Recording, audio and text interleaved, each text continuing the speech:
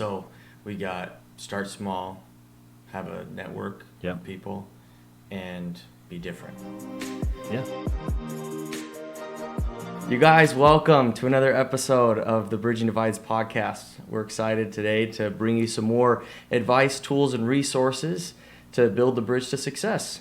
So I've got my guest today here, Dr. Kolby Wolfley, a friend of mine. He is super awesome. Just to give you a little intro on him, he is a dad, a husband, was a missionary for the Church of Jesus Christ of Latter-day Saints. Where did you go? Salt Lake City, Utah. Salt Lake City, Utah. Not where I thought I was going to go. Not as cool as Uruguay, but you know. Yeah. What did you think when you opened that and you're like, isn't this where the letter's from? The training center is in Provo, Utah, and so when I was reading my call, I thought that it was talking about where I was going to the training center, and I was like, well, clearly you're going to Utah for the training center, and I finished the entire letter, and it only said Utah. I'm like, oh no, that is. And so I went back and I read it again, and I was like, oh. Dang it. Oh, yeah. How was that, though? It was awesome. Yeah? Okay. It was... I mean, because the mission's not about where you go. Correct. It's about the service and the people and the relationships you build. Yeah, absolutely. Yeah, it makes total sense. Let's see. You got your doctorate of chiropractic at 30. Correct. Right? And you've owned multiple businesses, which we've talked about. You've got quite a few fun ones. And then you own ChiroTrendz. I won't say the whole title because I Family Chiropractic Massage and Wellness Center. Thank you. And my wife always says, you always forget massage. Oh, yeah, because she's the massage She's a massage therapist, yeah.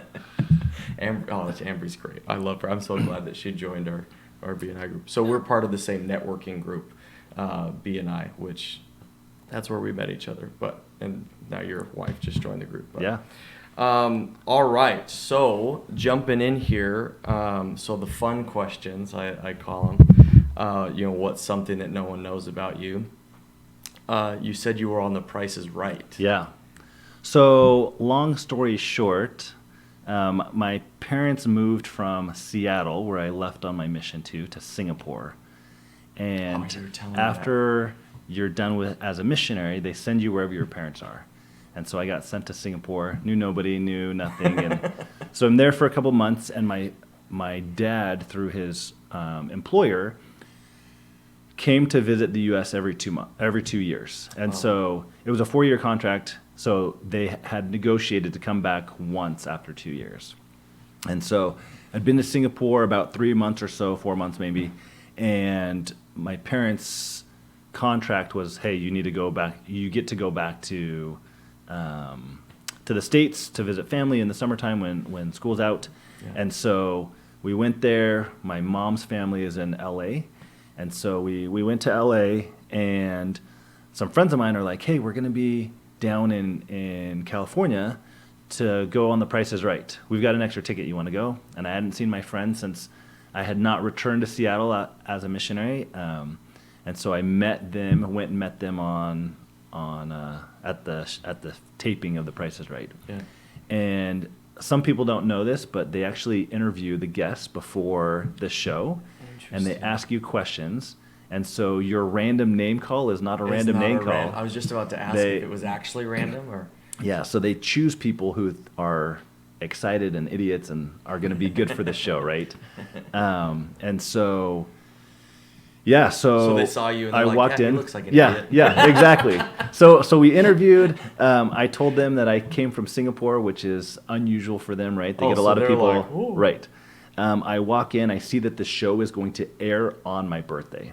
So taping is like 3 months ahead of time, 2 or 3 months ahead of time. Right. Yeah. And then the air date is, and I'm like, it's on my birthday. So I was like, this is like my sign, like I'm going to be called. There we go. And I was the second person called, and the second person who won the case, or the on contestants row, and then I spun the wheel and won that, and I got to the grand finale, and the girl that bid first, she had like a 2003 Mustang, new Mustang, like a trip to Hawaii, like all these great things. Dang. And I had like a hot tub and like speakers and a jet ski.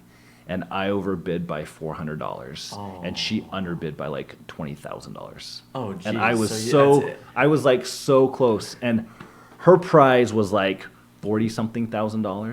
You should have and just my- done like $1 more Well, than her. but we had different. We were bidding on different things at the that's very right. end, Okay, yeah, and yeah. so I actually underbid mine by like $2,000 what I thought it was, Oh, which but was it was- like but it was- 12,000, and it was like just still over. still less expensive than that. Dang So I it. was like, they've got a new car. Like, I don't know how much a Ford Mustang is, but like definitely the car was more than my entire package was. So I was like, okay, like I'm gonna just like go down a little Yeah, bit. yeah. And so I did not win the grand prize. Oh man, did you get away with it? Like, did you get anything from? Yeah, so I won a big. So to get on contestants row, I won a big model ship of the USS Constitution. Okay. And so, what do you do with a big old ship? You put it on a mantle, and then you move to a house that doesn't have a mantle anymore. say, And wow. that's the end of that. And like a shaver and like just some stuff that's gone. I mean, this is 20 years ago. Like it's all gone. Oh, that's. But the that's memory pretty still awesome. lives on. Yeah, yeah, So- yeah. That's the good part. As you're running down, doing high fives Yeah, down yeah, the road. yeah. Oh, I love that. Let's see here. You were the mascot in high school. Yeah. So I was part of the football team. What was the mascot? It's William the Conqueror. William the what is Yeah. that? So So it's you were just a just a knight. You were just a man inside of A knight, Another a man? plastic knight suit. Yeah, yeah. So my friend and I decided to try out for the football team in junior high. Right. So we went to first day of practices. That was even longer than 20 years ago, and he was I don't know, like he was short. He was like the shortest kid in junior high, and probably the skinniest kid in junior high. And they let a ninth grader hit him day one practice, like welcome to the team, and he started crying and like left. And I followed him because I was like, I don't need to get hit You're like, to know that this is going to hurt and I'm going to No, walk off crying. no, thank you. Yeah. Football's So, not my thing. so then when I was a sophomore and a junior, they were like, hey, you want to be on the football team? And I was like, no. And they were like, do you want to be the mascot that's on the football team? And I was like, yeah. So then I was a mascot for those 2 years. You come to tryouts and they're like, you look like a mascot. Yeah. That's what would happen to me. Yeah. They're like, you look like the water boy. That's probably what it would be for me. Yep. Yeah, I did football practice for maybe a day or two. Okay. When I threw up. Did you cry? Time. No. When I Okay. threw up for the first time on like day 2 or whatever, I was like, yeah, I don't think I want to work this hard for anything. No. Yeah. Not physically Yeah, anyway. yeah. Like it just wasn't for me. But now you didn't answer this in the questions I sent you. But Because I knew that you were going to bring it up, even if I didn't answer it in the. because this was the funniest thing Yeah. that like it just blew my mind and really is kind of, I feel like it's a good Kickstarter to all the entrepreneurial ventures that you had. You started the Spice Girls Club. Yeah. So was it high school or was it? No, it was junior high. Junior high. Junior okay. high. Please elaborate So- on the Spice Girls Club. So 8th grade, Spice Girls were really big, and my buddy Chris Hall and I are trying to figure out how to make some money. And so we decided to start with what we called the Spice Girls Club. Because you were both Now, really at the into Spice time, Girls. well, everybody was really into the Spice Girls. It was junior high. So at the time, lunch was $1.85 to buy, and you could buy a soft serve ice cream cone at school for 25 cents. You could buy a Nutty Butter for 25 cents. Okay. So that just kind of gives you, you're much younger than I am. So like at that point, I mean, that's just a little. that's what you could buy. People probably wouldn't know. You look really good. Thank you. You're welcome. So we decided to start the Spice Girls Club. And so what we decided is for $20 you could join our club. And Chris had a Polaroid camera. So he would Polaroid. bring his Polaroid, and we'd take a picture and we'd print it out, and then we would get an index card and print type your Spice name. So you would be Mitch Spice. I was Kolby Spice. Mitch Spice. And, there you go. Mitch Spice. And That's so when you it had I'm gonna call you that from now on, and people are gonna be like, "What the heck?" People are you still talking call me Kolby Spice from like junior high and high that's school. so Like it's good. still I a thing. Dude. Okay. So it's $20. You got an official name badge, and we also had the plastic like pin, and put it in. This is and so legit. it was legit, Operation, man. right? So I also went to the library. This is when I became really good at copywriting things, and plagiarizing things. So I went and I would just find enough articles on the internet, which was just new back then, and I would print them out at school, and I would get everybody a single-sided new Spice Girls newsletter article every month. And it was great. That is funny. And we'd had the club about 4 months, and we had made about $2,500. I mean, we had made some serious money for 8th graders, $20 a pop. But if you think about it, though, it wasn't just like pay to be part of the club. It was like they got a badge, and you actually like put work into it. Right. Like you went and you got the newsletter. Consistent stuff. Yeah, that's, and you're what, 13, 14, something like that? Yeah, 8th grade, I don't know. Whatever 8th grade age is. I got held back in 3rd grade, so times tables are hard, So, and we also sat in a special part of the cafeteria, right? Oh. And you could sit with us if you weren't, but like people were like, "Are you part of the club?" Like, you got to wear your name badge. Oh, so that's nice. we didn't kick people out, but they're like, "Where's your name badge?" And You're like, you're part of the inner circle. Right. So, long story short, this secret wink or handshake or whatever. This boy goes to the principal. Well, actually, this boy's mom is like, how come you haven't been eating any lunch?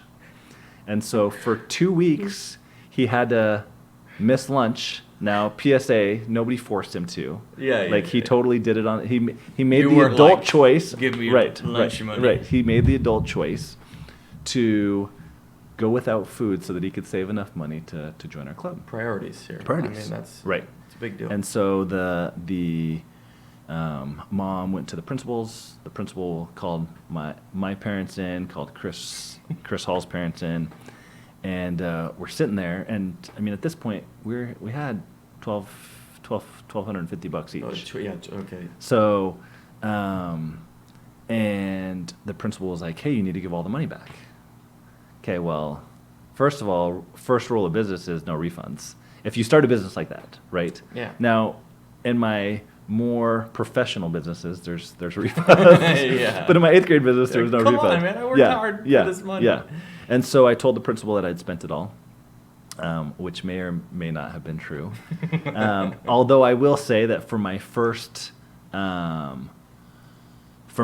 purchase from that, I got one of those big boom boxes. Oh my gosh, the ones that have like the speakers on the end. And like this was the fancy edition because it had like the subwoofer and the little tweets like inside the big speaker. Which is so freaking crazy like, because now I've got a speaker that's maybe this big that's like way more 100 times better. Right. And it doesn't have to be plugged in. Yep.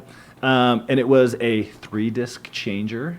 Whoa. So that was like a big deal. 3-disc and changer. So, you can hear it clunking around as it's like. Yeah, that's totally it. And I bought my first 2 CDs, which were Weird Al's Bad Hair Day and Savage Garden. As well it should have been. What was the second one? Savage Garden. Truly, Garden. Madly, Deeply. So look at you. That's how my music collection started. Gosh dang, I think my first CD, was Avril Lavigne. Oh.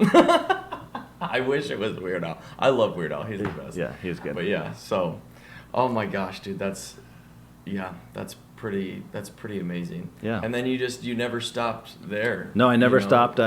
We had an importing business where we imported silk robes. And you started that when you were living in Singapore? No, I started that when I was back in Seattle. In Seattle. So I had made a contact who may or may not have been a girlfriend in Singapore. Yeah, who she was planning our life together, and I let her know that I was not part of that plan. And so we kind of went our separate ways.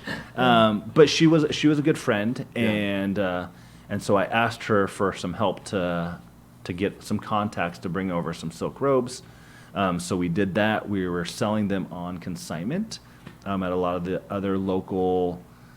Seattle has a lot of like hip, trendy little boutiques around town, and so they were selling them there. That's great. And then that ended. I started a printing business in chiropractic school. Yeah. So my first print job ever was done at the school, which I don't feel bad for because we paid $85 a quarter for a technology fee. And I probably got way more than $85 use. All the other students got less than $85 because they weren't printing. Then I got caught doing that, so then I bought some commercial machines and color machines. Maybe we should have a guideline here that says you can't print 5,000 copies. At a time, And then when I had the printing business, some of the people that were printing were like, hey, do you do flyer delivery? And the thing about me is that if you ever say, hey, do you do this? The answer is always yes. Yeah. Let me figure out how I'm going to do it. And so at church, I have always had the opportunity and the responsibility to help the young kids in our congregation. Mm-hmm. And so it's been a way for them to pay for scout camp and youth camps and football fees. So they would deliver flyers door to door in the summertime and on breaks. And, they made like $15-20 an hour back, at age 13. Like that's some good money, cash money in your pocket. Like it was good. That's good stuff. And then we have had landscaping business. We have had handyman business. We've had painting business. So we've done a lot of different things. My wife, Ambry, love of my life, she had a residential and commercial cleaning business before we got married. Oh, awesome. I had ChiroTrendz, and then when we got married, we ran both businesses. We actually started the landscaping, the painting, and the handyman business together. Once again, because of need, people came and they said, hey, you know how to do this crap. I need help. I can make money. Let's do it. Do that crap. So we did that. I finally convinced her to sell her cleaning business and go to massage school. Okay. And so I'm thankful to her for doing that and sacrificing for our family. So she's a massage therapist at the office, and we just rock and roll here. Dude, I love that because we're here in your office. We are here in the office. Yeah. Behind one of the. From here's a spine back here if you can't see that. Yeah. So you don't just keep. And we love fish. Yeah. You don't just keep spines hanging around your home. No. I don't have one at my house. I've got 3 at the like office. A serial killer. Yeah. Yeah, it's a little bit different if you have bones hanging around your house. It's right. And then it becomes creepy. Right. Exactly. Well, no, dude, that's awesome. Well, this is the part where we like to talk about the divide, that you're bridging, if you will, right? The Bridging Divides podcast. There's a lot of, obviously there's a lot of business ties because we talk about success in a lot of different areas, and that really translates well to entrepreneurs. But we also like to go deeper than that, which actually we'll get to here in just a little bit, which kind of aligns with some of your goals and kind of your vision and your mission in life, which is cool. We'll get to that here in a second. But I want people to know about ChiroTrendz. What is it that you do? How is it that you do it? Why is it that you do it? How did you get into it? All of that kind of a thing, so that people know as they're watching, we're getting to know you, but we also want to know what service it is that you provide. Yeah. So at the time I was married to my ex-wife, and I was in pre-med, working towards going to University of Washington Med School. And she started having like heart palpitations. And so her heart started skipping beats. At first it was like once every 3 months. It was like, oh, that's kind of weird. And then it progressed to the point where at the very end, you would hook her up to an EKG and you would watch beat, skip, beat, skip, beat, skip, beat, skip. Very scary, right? Yeah, terrifying. And so, universities where they are teaching things offer care at a reduced rate, so that you can a bunch of students. Yeah, so that you can like have that, right? And so, so we had some care and some things, and it just wasn't getting better. And so she asked me, she was like, hey, can we go to a chiropractor? And I didn't know what a chiropractor was. I just thought that they smoked hippie weed and like did like some crazy magic, right? And so Some voodoo. yeah, some who knows what they're doing. And so we actually met one of my mentors, Dr. Lawrence Clayman, and he saw something in me that that he was impressed with. And so he said, hey, I typically don't do this, but if you will work for me on Saturdays, I will adjust you and your family for free. And I am very cheap, and so free is always the magic number. Cha-ching. And so I didn't know what that meant. I didn't know what working for him to be, but he was like, hey, if you can commit to 4 hours on Saturdays and helping me at events, like we can do this. Awesome. And so so I said, yeah, let's do it. So he adjusted her, and he was like, hey, I think that this is going to fix her problem. And I was like, you must have smoked some hippie weed before you came in here, because like what are you talking we've about? had doctors look at her who like were real doctors, and they knew what they were talking about. Real doctors. They had gone to school, like, you know, and so you think that you're just going to like push down on her back and it's going to be And she's like, going to be fine. gonna be all of a fine. sudden. And he was right. So she never had the Jeez. problem since that was in 2006 actually. That was a minute. And even now, like almost 17 years later, Yeah. it hasn't come back. Get out of town. And That's so wild. the first day of work, I walk in and he's like, hey, here's some like some articles and some studies and all this stuff. I need you to organize it into a binder. He's like, I have the binder tabs that I kind of want you to sort them into. So read it and see where it goes and all this stuff. So it took me a month to read through it and organize it. And I came home after a month, and I told my wife at the time, I said, I wanted to be a pediatrician, love kids, love working with kids. Yeah. And I said, I can no longer go to med school. And she was like, okay. And I was like, now what I know about natural healing and helping people without drugs, like I just don't want that to be my first and only option is, hey, you've got this, like I've got a drug for that. Which reminds me of my friend Nora, who says I've got an oil for that. But that would have been. I do want to interview her. Yeah, she's awesome. She's on my list. She's awesome. She's just an amazing individual. But so, and I just didn't want that to be like my method of treatment. Like the go-to. The go-to. Yeah. Yep. And so at this point, we had been married maybe a year and a half, 2 years. Okay. And so she was like, hey, you want to see something cool? And I was like, I don't know. Do I want to see something cool? And so she pulled out her journal. And the first night that she met me, she said, I met this great guy. At the time, I was doing security for Wells Fargo corporate office, unarmed. So I didn't have any power. I just, whatever. Walked around in uniform. The uniform's scary. Yeah. Well, it was a suit. Like I had to wear like a suit with a blazer. And I was also working for a computer repair facility. Okay. I was running the logistics division. Yeah.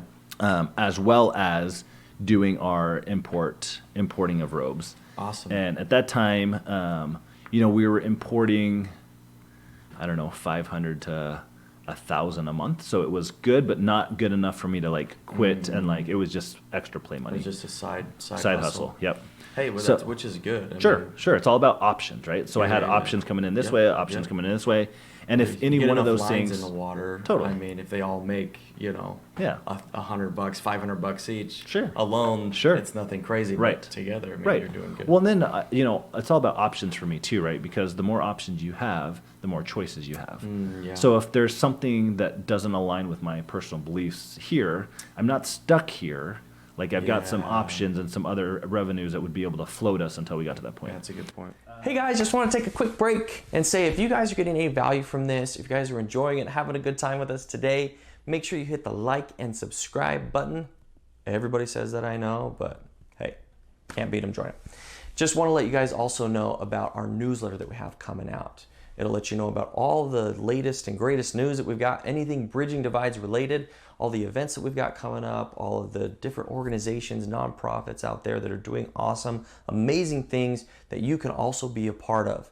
It'll also let you know about the book that I've got coming out, The Bridge Strategy. Super, super excited about that.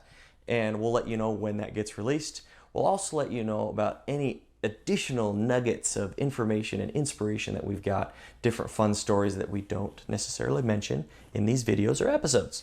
So if that's something that interests you, then check it out in the description and we'll make you part of the Bridging Divides family. Excited to have you here. We'll get back into it. That's a good point. So she got her journal and she was like, I met this guy. He really looks like a chiropractor to me.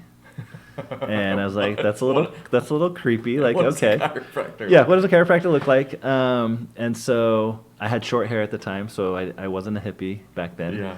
Yeah. And then I was like, that's kind of weird because that was, 2003-ish. Is that why you have long hair now? That You're is like, not- I'm a chiropractor, No. so I gotta grow my hair. No, that is not why I have long hair. So it was like, okay. And then she also wrote in her journal on the night before our wedding. And she said, I'm super excited to marry this guy. He is on his way to being a pediatrician. My fear is that he's going to go all the way through med school, start practicing it a year or two later, realize that's not what he wants to do, and go to chiropractic school. What And the at the heck? time, we had not gone to a chiropractor once. And I don't even know that I can know what a chiropractor is. But she had gone to chiropractic, gone to okay, so chiropractors, she and was she more was familiar she was with it. very familiar with it, and I wasn't, and I That's- was just like, yeah, Dude, isn't it crazy though, just how specific people are put into our lives at specific times for specific reasons. Yeah. And regardless of whatever your beliefs are. Sure. Like the being able to recognize that, I think is so important. Right. Yeah. But that's just it. That is wild. yeah, it's crazy. That is wild. Mhm. Oh my gosh, man. And that's so she's like, hey, I want to go here, and then that was just Yeah, the rest kind of took over. yeah. Wow, that's way cool. So that led to a passion of mine. We treat a lot of kids and a lot of families here. Yeah, you mentioned quite a bit of that. So when we started our practice, we wanted to make care for children affordable. Okay. And so, growing up, I probably could have benefited from going to the chiropractor, even though I had no idea what it was. Yeah. Playing sports and through injuries and all those things. So we wanted to create something affordable, right? My parents, we were middle, what do they call it? Middle class. Yeah. But when my parents have spent $50 2 times a week or 3 times a week on me for Yeah. weeks or months, right? Like, my mom would have been like, spit on it, like, you'll be fine, Yeah. right? Rub some dirt in it. Rub some dirt on it. And not that she's a bad mom, but like that's just where we were, that right? was the reality. Yeah. And so we, for the first like 7 years of our practice, we've been open 10 years. For the first 7 years of our practice, for newborns to age 11 to get adjusted was $10. And for people that were 12 to 17, it was $15. Oh, geez. And that's like with inflation, we've had to raise it a little bit. go So without now it's coffee or, right. or lunch or whatever one day, Right. a couple days. Still stealing people's lunch money. Yep. Still doing it. And now, so we've raised it, but it's $12.50 and $17.50, No, whatever. which is That's still negligible. right. You still Really. can't get anything. People come all the time, and we have a lot of patients that tell their friends about us when their kids get injured, and they're always so surprised. And then they come and they're like, "Well, I'm expecting to get a $12 adjustment." We do the same treatment for adults and children Yeah. as needed, but kids just respond a lot better because they haven't had the chronic issues that you and I are going to have. Interesting. And they're also not going to have them in the future because their boo-boos and owies are being taken care of. And Oh, so I get- that's a way for us to just really Prevent a lot of correct things. and impact the future. Interesting. Another really cool thing, we're That's the only wild. ones That's awesome. that I know of in the U.S. I'm sure that there's probably others, and especially my friends who live in other states that I've talked to. But we will go and adjust mom and baby at home within 48 hours of delivery. I love So- that. Which, my wife's about to give birth. I do know that. Probably like today. Just kidding. She's mid-June. Okay. So, Yeah. So we'll definitely be calling Right. you. And so, birth is traumatic, right? Baby is in this nice, warm environment that they've known their whole existence. Yeah. And then all of a sudden they are no longer in this nice, warm, cozy environment. This place sucks. And there's people poking them, and and then the canal which they come through is also not like roomy, and Are so you kidding me? It's like right. Yeah. You and I are probably not the best to talk about that. Probably not. But smaller than we could say there's smaller probably than like women watching. They're like, right. You don't know, right? what's going on? But smaller than ideal, right? Yeah. And so to make sure that those babies start out, healthy and good is perfect. And so we don't charge a trip fee or anything like that. It's just whatever your copay is. The adult rate is $40. So we just gift that to you because we understand that it's so important for baby to start out on the right path and do that. Another really cool thing that we do is we encourage our friends that are already seeing chiropractors to go see their chiropractor. Okay. I'm not looking to steal you. I actually have a lot of really great friends that are chiropractors. In a 1 mile radius, there's 3 other chiropractors that I consistently refer people to. Wow. And so if they're not going to be a good fit here, Yeah. I don't look at it and go, oh, well, you're another, $40 or you're another this. I'm like, if you have a condition that somebody else is going to better suit you, I'd much rather you go there. You're going to have a much better experience with chiropractic in general. I probably could try to adjust everything, but I don't want to. Like that's not where I am at in life. Like I don't need, if you come to me and you're like, hey, this is what I've got going on. If this is a good fit and I'm comfortable doing it here, like I'll do it. And if not, like I'll send you to my friends a mile away. And some of my best chiropractic friends are a mile away.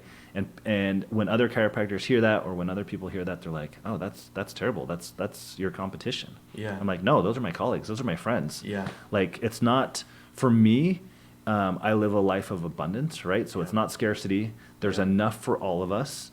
And I'm more worried about you and you getting better. And so if that's not going to be here in this office, like it's still my responsibility and my job.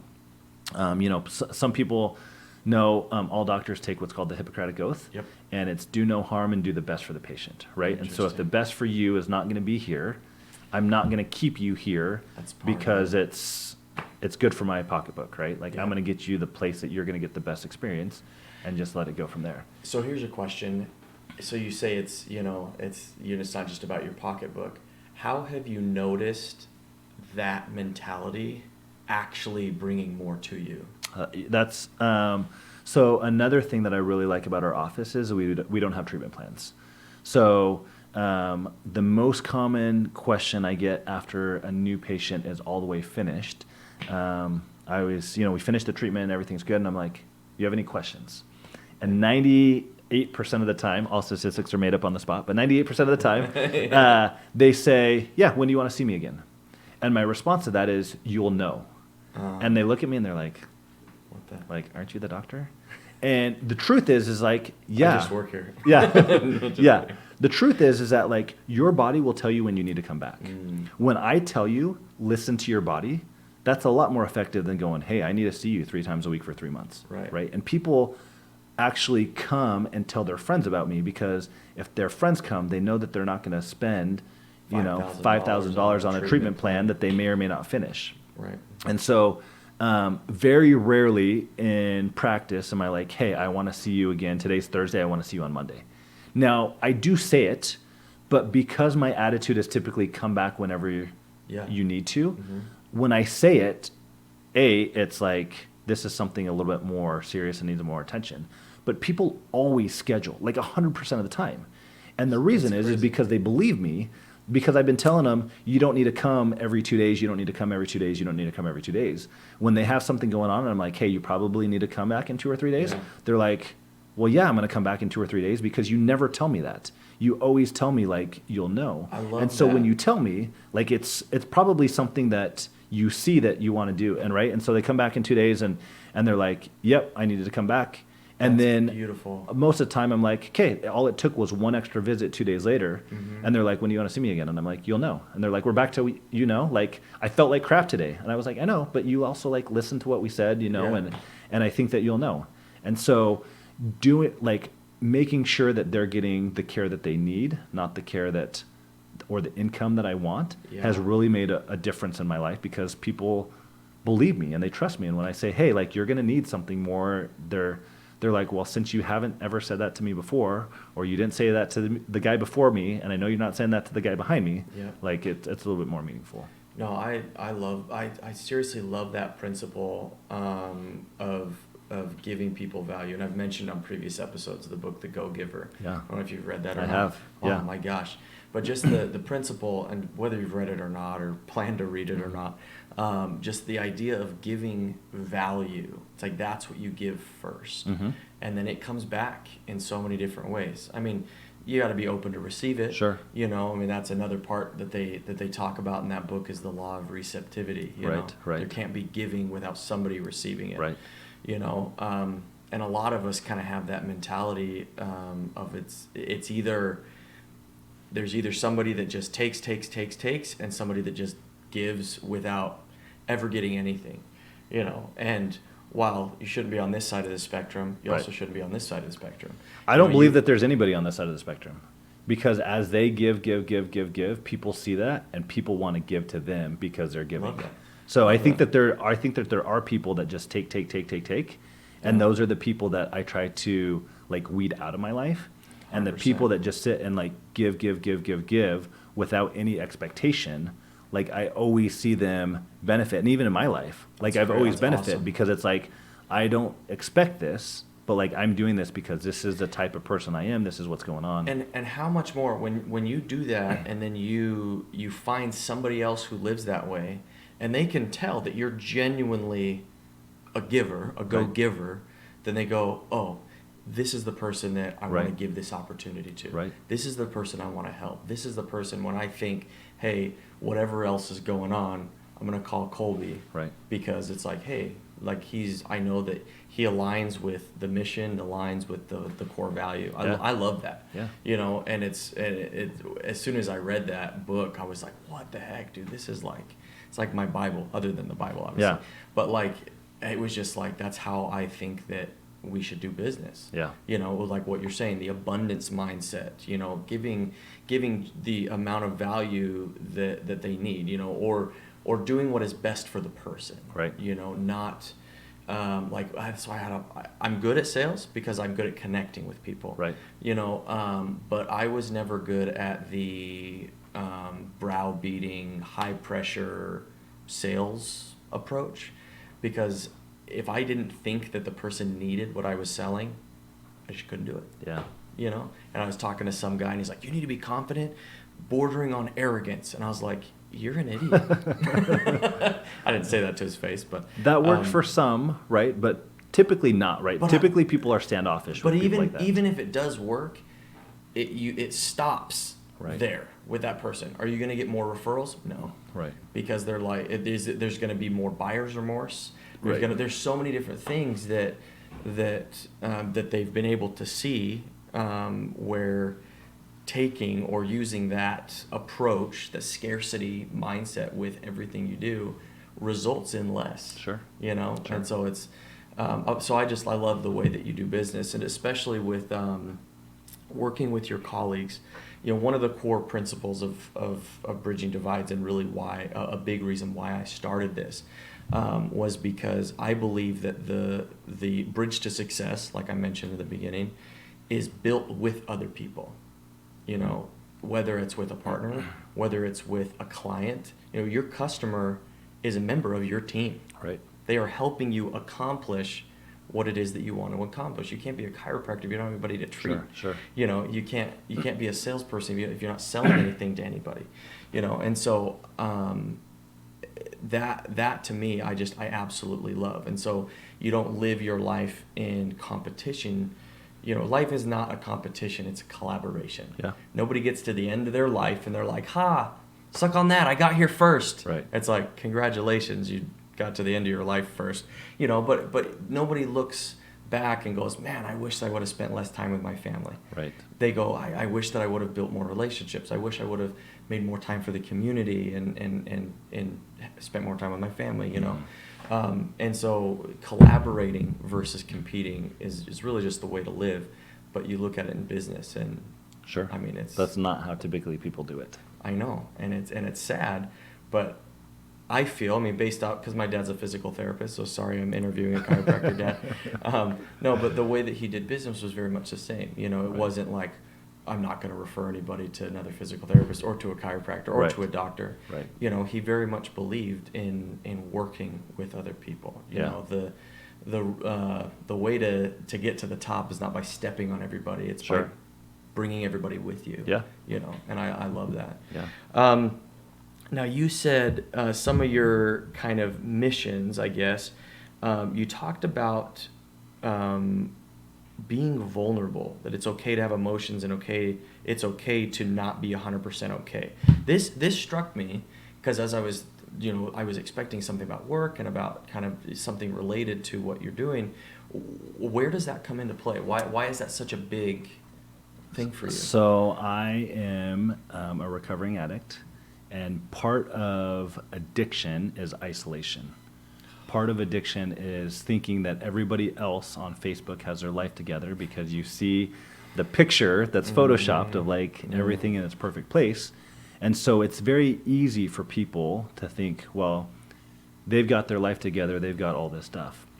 The truth is that when you're vulnerable and you're honest with somebody and when you connect with somebody, you find out that you actually have a lot more in common than you would think. And so, you know, it's interesting because most people think that they're the only ones that are going through this. In addiction, we call it terminal uniqueness. You know, like I'm the only person that's ever struggling with this issue. Isn't that crazy? Even though you go to a recovery room full of other addicts who are struggling with, you know, basically the exact same thing you are, and they all think that. And so the way that I have overcome this struggle in my life is through connection. Yeah. Connection with good friends, right? So there's a lot of guys. I make it a mission to connect with one or two guys in the morning and spend time filling my connection meter.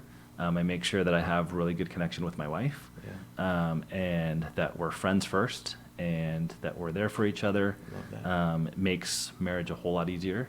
And when you like each other. When you like each other. and the times when we have better connection, our marriage is just so much stronger. And just runs smoothly. Smoothly, right?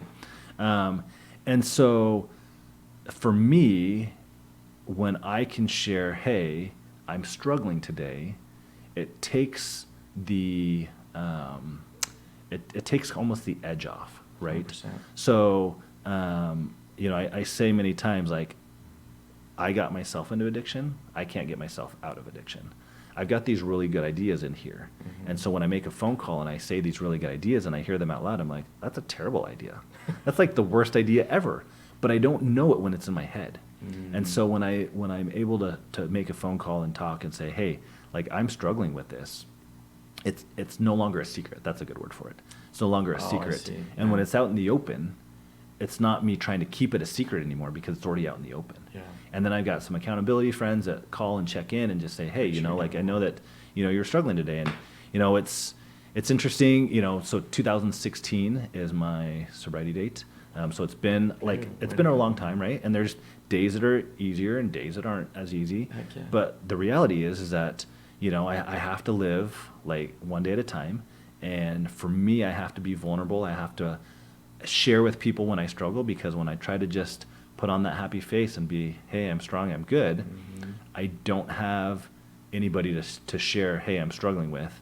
100%. And then I try to struggle alone, and struggling alone will always lead me back to addiction. No, I love that. And honestly, thank you for sharing that. I know that's not like something that you go around, you know, shouting from the rooftops, but I have also struggled with addiction, you know, gone to the addiction recovery, you know, meetings and stuff. And it's scary. I remember going in for the first time, and somebody that I knew was there. So and when I first walked in, dropped. Right. And I was so terrified that somebody that I knew was going to look at me and judge me. Yeah. And he just wrapped me in his arms. Yeah. And was just so happy that I was there. Yeah. And it just, oh my gosh, like that alone, that connection that you're talking about, being able to just be loved. Right. And accepted, and even though they know your struggle, oh my gosh, dude, that made all the difference. Sure. Oh, my first dude. meeting, I sat there and I said, man, I hope I don't know anybody in here. And I walked in and I looked around and I didn't know anybody. And about 2 minutes later, a guy I knew walked in. Yeah. And I was like, oh, crap, there goes that. And he walked over to me and he goes, it's about time you come.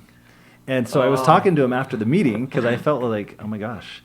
And he was like, I say that to every single person that I see that's in there because, it's not that I knew that you had an issue. Yeah. But the reality is that, like, I'm glad that you're here. Mm-hmm. And so now when I attend meetings, I'm like, I hope I see my friends in there. Heck yeah. Because what that means heck yeah. is that they're there trying to get better and working on themselves and not isolating, not trying to figure out how they can do this alone. Wouldn't that be awesome, though, if that is the mentality that as a world we could adopt? Sure. Because now it's like you hear about... We're celebrating each other instead of shaming each other. Shaming each other or making it this huge thing like, oh my, it's like it's gossip at that point. When you see all these headlines and all this other stuff, it's like when I see about, some celebrity that is going into rehab or whatever, honestly, I'm like, you know what?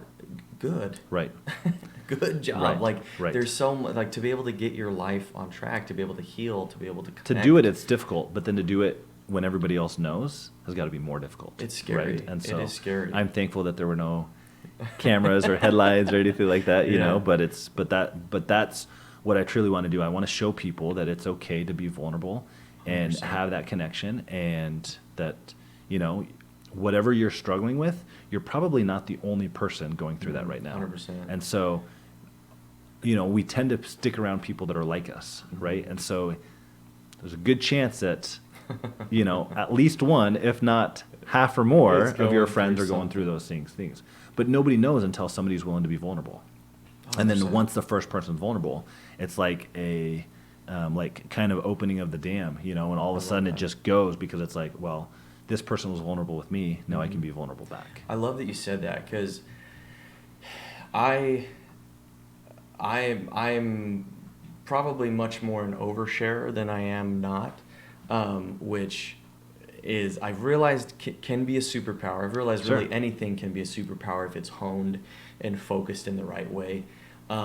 But now kind of what I try to do is share when I feel it's appropriate, or because you can kind of feel the intuition, we call it the spirit, kind of guiding, what you should say, when you should say it, but kind of when I feel that, feel so inspired to do, of sharing at least a bit, kind of opening up and being vulnerable to where I feel like the person might be ready to feel. Right.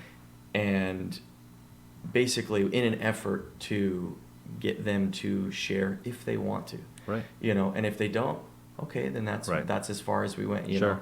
But it's been... But you can create a safe place for sharing, and then if they're ready to share, then they can. If and when. Right. If they're ready to share later, then they do. And it has been amazing to see the response of people that I never would have thought would share something. We're like, hey, I just really want to appreciate, tell you I appreciate, what you were sharing. And so again, thank you. And if you need help, or if you feel like you're alone and you are struggling with any sort of addiction or depression or anything, please go see someone, talk to somebody, go to a group.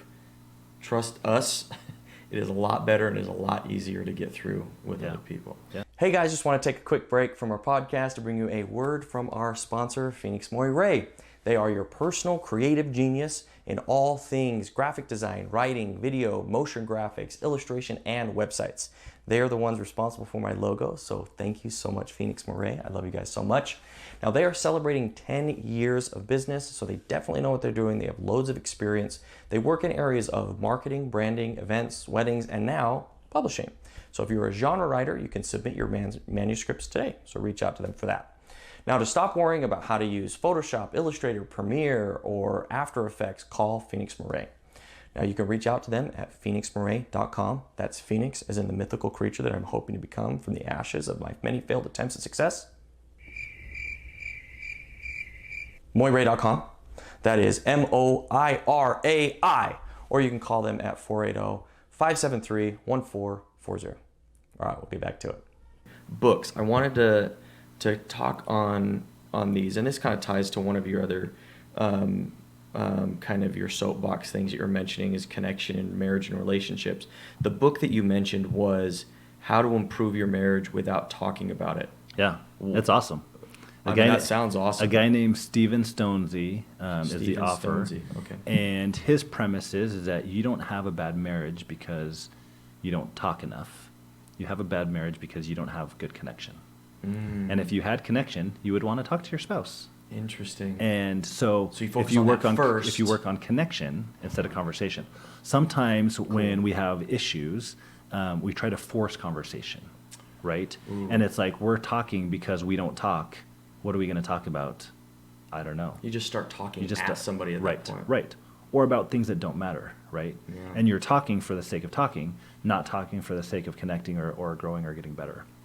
And so I love that. yeah, so that's one of those books that's really changed me, because when I have troubles with my marriage, it's because I have broken the connection away from my wife, and that's what needs to be prepared. I don't need to go and be like, hey, let's start talking so I feel better. It's like I need to connect with you so that we can do that, right? 100%. And so there's some things that we like to do to connect. We have a sauna in our house, so we'll sit in the sauna. That's awesome. Sometimes we'll take a bath together. Like, we just do things that there's no distractions around us. Yeah. And Yeah, so yeah. that gives us an opportunity to sit and connect. Sometimes it's uncomfortable because we don't want to connect, because I don't want to connect. I get what you're saying. And afterwards, I'm always like, man, I'm so glad I did this. It's so much 100%. better. The other series of books that I like, it's called The Anatomy of Peace. There's other books in the series called The Dance of Anger, The Dance of Intimacy. And what this book talks about is every relationship you have is kind of like a dance.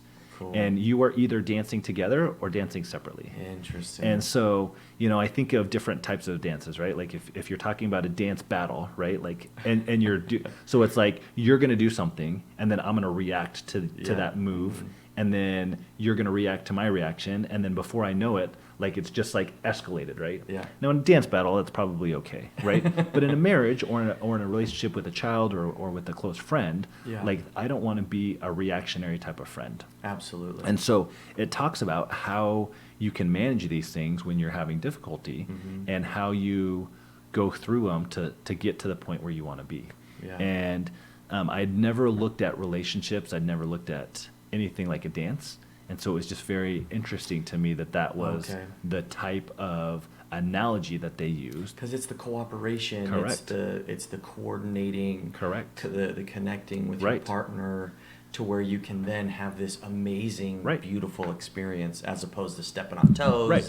And if you're doing the salsa, if you think that you're going left but you go right, it looks clumsy, it looks fumbled, it looks.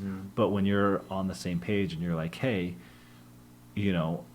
you are leading me, or I am leading you, or this is, I anticipate what you're going to do, 100%. then feelings don't get hurt. And then, it goes back to that connection, right? And just like anything else, or just like dancing, it takes practice to get good. Totally takes practice. And if you're willing to step on toes, if you're willing to get your toes stepped on, I guess is also very important. Right. Then you will be able to get a little better. To get better and Yeah. better and Yeah. better until you're a pro. Right. I love that. And I absolutely love that. The dance of anger is the same way. It's like, your child says something to you, or your spouse says something to you, and you react, and it's like, And holy then smokes, before I know I'm punch 100, a hole in the right. wall or whatever. And it's like, how did I get here? It happened so fast. And the book helps you slow things down and go, hey, how do I look at that? How do I see that? Because the reality is when I can slow things down, my life's a lot better. I need to slow it down and go, hey, like, I don't have to be going 100 miles an hour. If my kid comes to me and wants my time and wants my attention, if I'm doing 100 different things and going, and I don't slow it down, then that child is going to be not have their needs met because I wasn't there for them. So if I slow it down and I'm like, what's more important, this or my child? It's a lot easier for me to make that decision 100%. than if I'm still trying to go and keep up with everything that I'm doing. Yeah, no, I love that. I love that so much. Now, kind of moving into, this is one of my favorite segments, the Positivity Prize Fighter segment, which I think I may have told you a bit about. I love the fact, it really just the analogy of a prize fight. You don't lose a prize fight by getting knocked down, you lose by not getting back up. Yep. And so we take this time to kind of talk about some of your positivity prize fighting moments. You know, positivity isn't just having rose-colored glasses on all the time. Yeah. You know, it's, are you willing, when life punches you in the face and knocks you down, are you willing to get back up and spit the blood out and keep fighting because you believe it's still worth fighting for? Right. You know, pessimism will say, it's not worth it, I don't want to do it anymore. Positivity, optimism is where you go, no, this is worth it, I'm going to keep going. Yeah. So you talked about your recovery, which is incredible. I mean, that alone is such a hard thing to have to go through and navigate while you're still trying to keep your life together, right, in every other aspect. But you had mentioned a couple of other things, business and professional divorce on the same day. Tell me about. So I had a partner answer, when I started out in business, which sometimes is a great thing and sometimes it's not a great thing. And we'd come to a point where we had signed a 4-year lease on a space we were renting, and the end of the lease was fast approaching. There had been a couple of talks about buyouts previously, and so I had talked to him. Our landlord actually approached us and said, hey, at the end of this contract, I'm going to sell the building. Are you interested in buying the building? And so I went to him and I said, well, either our business is going to buy the building or I'm going to buy the building. Yeah. And then the business can rent from me. Like, I don't care which one it is, but. Yeah. And he said, well, you've been talking about wanting to go our separate ways. Like, this may be a good opportunity. And so I was like, okay, that's good. At the same time, my marriage had been deteriorating and was not headed in a good direction, which is also difficult. And so the judge signed the certificate on the same day that my business partner and I dissolved our partnership, which also happened to be on my 15th year wedding anniversary. So I was married 15 years to the day. And yeah. Double divorce. Double divorce. Yeah, that's quite an accomplishment. And it was not a lot of people could say that. Yeah. And it actually, it was really hard for me. Yeah. Because I had known business with a partner, I had known a marriage, and that's all that I had known for so long, right? And so to not identify with either one of those things at the same time was actually really challenging. And, even though, so I kept the business name, he got the address, he got the phone number, but you just never know when you're moving businesses or starting over or whatever, like how it's going to go, right? And so there was a lot of anxiety, there was a lot of stress, there was a lot of phone calls made. And the great thing is that I was in recovery, I was living recovery, I was practicing recovery. And so it made it a lot easier than me trying to, I was already in the habit of doing things that kept me safe in a good place. And so I continued to use those things that were Could you habits. Imagine how much worse that would have been? Yeah, if I could, because I lived it. Because I lived it. Oh yeah, of course, yeah, duh. So it's not hard to imagine, but life is just so much better in recovery. And so, 100%. It's been 6 years since that. So April was 6 years. Yeah. And business is doing better than it's ever had. I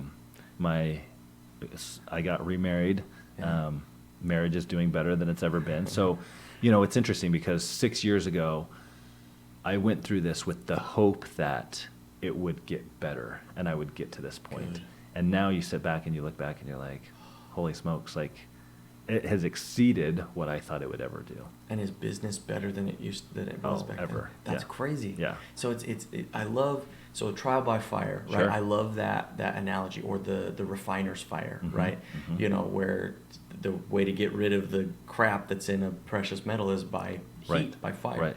And it's interesting because fire, that trial by fire, can either just destroy you, right, or it can fuel you, right, it can propel you. Yeah. And you mentioned, life's better in recovery.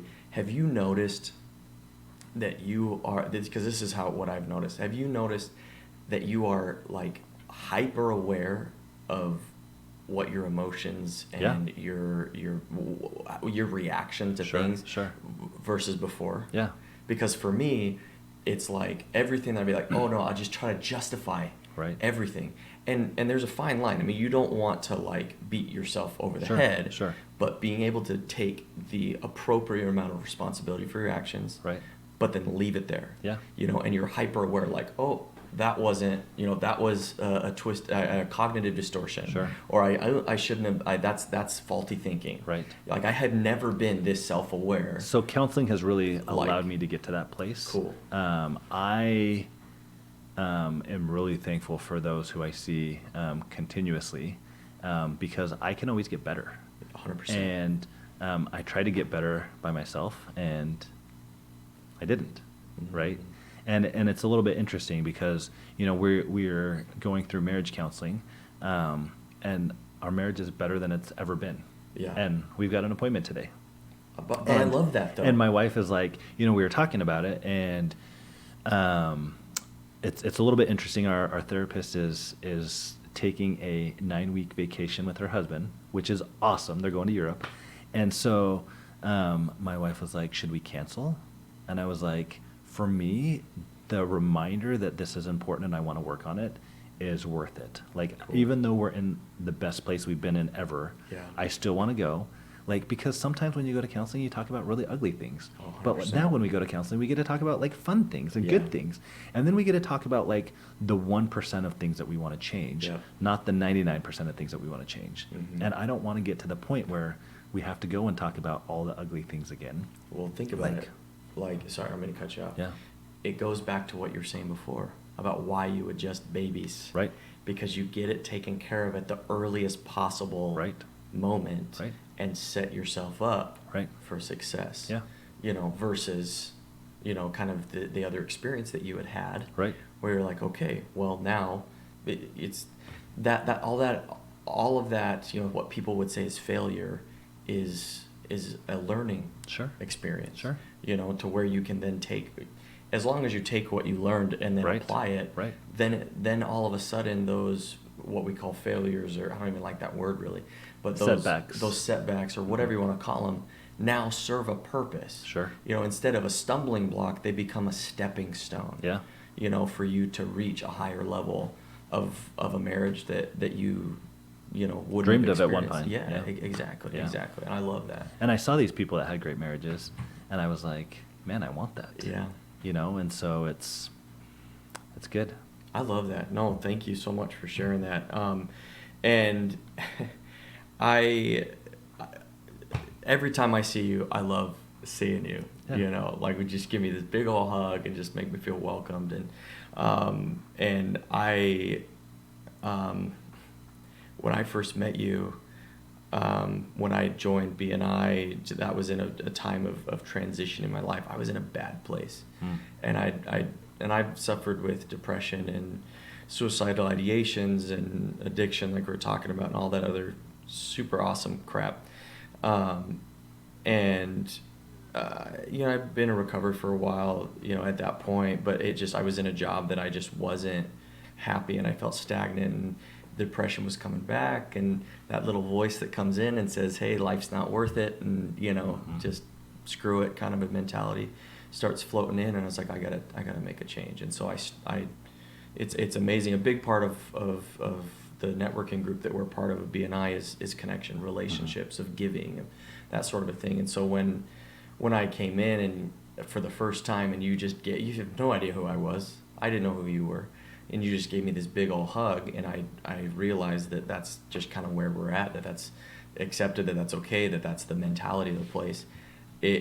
That was the start of a big transformation for me. And Nice. so I thank you, Yeah. and I love you for that. I had no idea. You're welcome. And people don't know. You know, Right, you right. don't look, because talking about the strengths, the Right. Clifton strengths, my number one is positivity. Okay. And people don't look at a guy that's positive and be like, oh yeah, He's struggling. depression and, Right. and suicide and all this other crap that, you know, that he's gone through. You don't see that. Right. You know? So I just wanted to thank That's you awesome. for that. Yeah. But, and also for sharing. This has just been awesome. I wanted to ask a couple of last minute questions I didn't send you. Okay. So We'll see how it goes. Who do you know? Yeah. Who do you know that inspires you? And not just like a celebrity or whatever, which is Yeah. cool if you know them. Yeah. But like, who do you know that inspires you Yeah. to be better? So the answer to that is my wife. She is, she's real, which is Amber's freaking awesome. which is amazing and awesome. She really grounds me and compliments me and helps me, right? So a question she asks me a lot is like, "Does that serve you?" Oh. And sometimes I don't want her to ask me the question because Please I don't don't, answer. yeah, because I don't want to answer no, like this doesn't serve you, but like I want to do it and waste time. She also, so I shared at the beginning that like we started the handyman business, we started the painting business, we started the landscaping business while we were married. And in my previous marriage, my ex-wife was all, you go and do whatever you need to do, and I'll stay here. Ambry learned how to carpet stairs. So in Why does 2022, that not surprise right? me? In 2022, we flipped 5 houses. Wow. And Wow. so we pulled cabinets, we painted the entire house, then we put flooring down, then we put carpet and cabinets back in, blah, blah, blah. And so she was like, I don't know how to do carpet. I want to learn how to do carpet. And I'm like, I mean, you're my wife, but like, I'm still going to do this. And she like pushed me out of the way and she was like, show me. And so I was like, okay, like, here we go. This is how to do it. And then all of a sudden, like, I turn around and she's got the bottom runner done, and it looks like way better than when I do it, you know? And Dude, oh and my then gosh. she wants to talk about like how much better it looks, and you know, like we This is tease so- each other. Which is probably why our wives are friends, Sure. because my wife is she's freaking 8 months pregnant, Right. shoveling gravel, Right. and I'm just like, right. yeah, I love, Yeah. oh my gosh, Yeah. I love And that. so, you know, just she is like, okay, like this needs done. We're a team. We're going to do it together. Yeah. And I just really appreciate and admire that about her. I love that. Oh, and oh my gosh, we could go on for an hour just about the principles that you just Yeah. shared. What is something that we can do to help you? So who should we send your way for ChiroTrendz? So, I mean, it's kind of vague, but I mean, you know, we see more patients for a second or a third option than anything else. And I don't know why that is. I think I do know why that is, because a lot of our patients will be talking to their friends and they say, hey, I'm going to the chiropractor today or whatever. And their friends will often say, oh, well, I see a chiropractor too. And it's funny because a lot of my friends will say, hey, do you love your chiropractor? And a lot of their friends will be like, I mean, they're okay. And then they'll be like, Love's a strong right. word. They're like, you have to go to my chiropractor. I love him. Cool. And so, you know, their friends will come in and they'll be like, well, I've been going to this guy for 6 months and it's not any better. Or, you know what I'm saying? And it's Yeah. like, okay, well, like we need to figure out what's going on with you. Yeah. So the one thing that we do here is we do something different on you than the patient before you, and we'll do something on the patient after you. Just individualized. Individualized treatment. And, you know, it's funny because I always tell a patient up front, I'm like, hey, it's going to take me a couple of visits to remember what we did. And don't take it personal. And at first they're like, okay. And then like they'll come back and I have notes and I Yeah. don't review them as much as I should. But I'll ask them, I'll be like, hey, like tell me what went good. Like what did you like? What did you not like? What do you want to do? And they start talking. I'm like, oh yeah, we did that. Oh yeah, we did that. And they're like, you really don't remember? And it's not that I don't remember. It's just that because I'm going to do something different. Like if I did the exact same thing on every single You'd patient, remember it it every would be single really time. easy. Oh, I see. And there's a lot of chiropractors and there's a lot of doctors out there who just, it's routine, A right? one-size-fits-all Correct. approach. Like I've got wrist pain, I've got knee pain. Sweet, we're going to adjust you the same. Like hope that fixes it, right? But you can't. And to me, that's not how I want to be treated. So that's Yeah. not how I want to treat other people. Love that. I love that. And so for me, it's, you know, we're going to figure out what's going on with you. We're going to individualize this treatment to help you feel better. And then, you know, after a couple times, they come in and they're like, you remember what we're doing? I'm like, yeah, because now we've done it a couple times. It's a lot easier for me to remember Yeah. than like the first time, right? And so, yeah, just somebody that's looking for something unique to them, and that's just wanting some help. If you don't live in the area or you're seeing a chiropractor, keep seeing them. Yeah. If you don't like who you see somebody else. So just because Try you something see, else. yeah, just because you see one person and they're not able to help you, not everybody's the same. So try it out. Not every realtor is the same. Not every, you know, fill in the blank. Like Yeah. everything is a little bit different. So keep going to someone until you find someone you like. Love that. Last thing that we're gonna end on here. What is something that you would tell someone that's trying to either build a business or be a chiropractor or trying to start on their success journey? What's a piece of advice that you could give them? Man, there's so many. The first piece of advice, I don't know how many pieces we're doing, but the first piece of advice is to go, like, to start small, right? So when I started, I furnished a 1,200 square foot office for $5,000. So everything in that office was used, including the printer, which I got for free. Love that. I actually got my first 4 printers for free, Oh, and I used them beautiful. until they didn't work, and then I got another free one. Yeah. And eventually I got to the point where, like, I could buy some things new, right? Love And the reason for that is because I had friends that started with everything brand new and spent $170,000 on their build out Yeah. and furnishing it, and all of a sudden they've got a $3,000 or $4,000 payment to pay off their equipment. I love that. Instead of paying that $4,000 to somebody else, it went into my pocket. And it's a lot easier to eat when you've got money in your pocket than not. Dude, that's And so brilliant. start small. Mitch has also mentioned BNI several times. That stands for Business Networking International. Yeah. And that's been a huge blessing in my life. What our chapter has 47 members at this point. We just approved 3 more this Which is- week. when I joined, it was like 27. Yeah. Which is And- like 2 years ago. And so these are 47 salespeople who I train every week with a little commercial of, hey, this is what I'm looking for. And the return of the ROI on that investment that I made is amazing and continues to bless my life. Find avenues and streams. And then the last thing is do something different.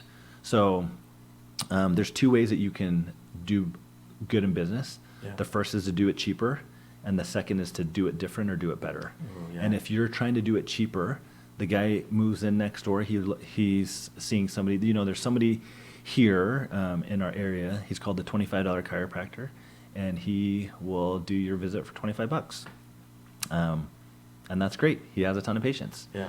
And you have the joint, who is also like that, and it's not individualized. You come in, you get the exact same thing. And I see a lot of their patients because I do things different than them. Yeah. Like, I take the time to figure out what's going on.